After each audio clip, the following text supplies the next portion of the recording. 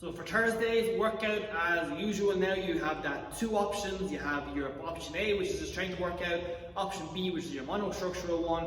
The main thing I'll talk about here will be option A, which will be the strength workout, which will be the workout that goes on in the online class, and then the on-demand that you can access after that. So 4 different movements. The first one starts with our isometric hold overhead. So that will either be a handstand hold against the wall, facing away from the wall, so you can kick up into your handstand, hold that, looking for, try and go from at least 30 seconds to trying to hold it for the full minute is the top amount, 1 minute if we can.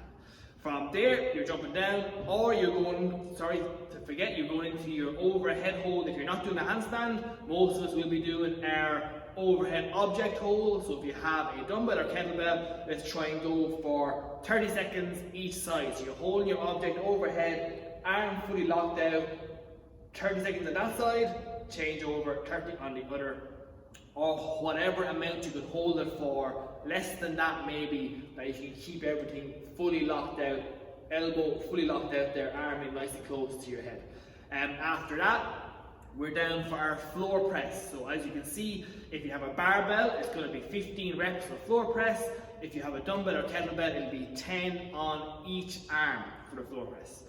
The next one then, we are up onto our feet for the upright row, and that is 8 to 12 reps. If you have a barbell, it's 8 to 12 reps, barbell upright row. If you have a single object like a dumbbell or a kettlebell, 8 to 12 reps, single arm, upright row. And the reason that 8 to 12 rep range is there is that some of us might have a heavier dumbbell or kettlebell where 8 reps is enough, whereas others will have a light one, and if you have a lighter one, go until you find an effective range like 12 reps each arm would be good there. The next movement then, again, is our back extension, which we would have done 2 weeks ago. And for that one, the main thing is, again, 8 to 12 reps, because some might have a little bit more endurance on it than others. But let's try and go for the 12 reps, and make sure, feet together, everything on the ground, make sure that we are coming up to the top and able to do a pause. So up to the top, pause for a second, and back down. Okay, and it'll be helpful maybe even to have something underneath your stomach there, like a couple of cushions or a pillow, to give you a little more leverage there. The main thing is do them under control, up to the top, stop for a second, and back down. So 12 back extensions. I'm going to feel that right down there in the lower back.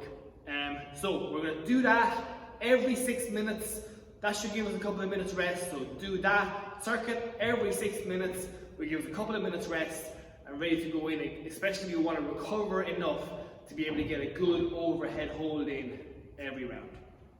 If you're doing option B, then you could choose A or B or do both on this day. Your monostructural effort will be a little bit longer in duration this week, so it'll be a little bit longer, whether you're running or rowing or whatever. And we're looking to just maintain that same pace as we did last week, to just build on that capacity on the movement. So most of us doing the running, we're probably going to do a kilometre more this week.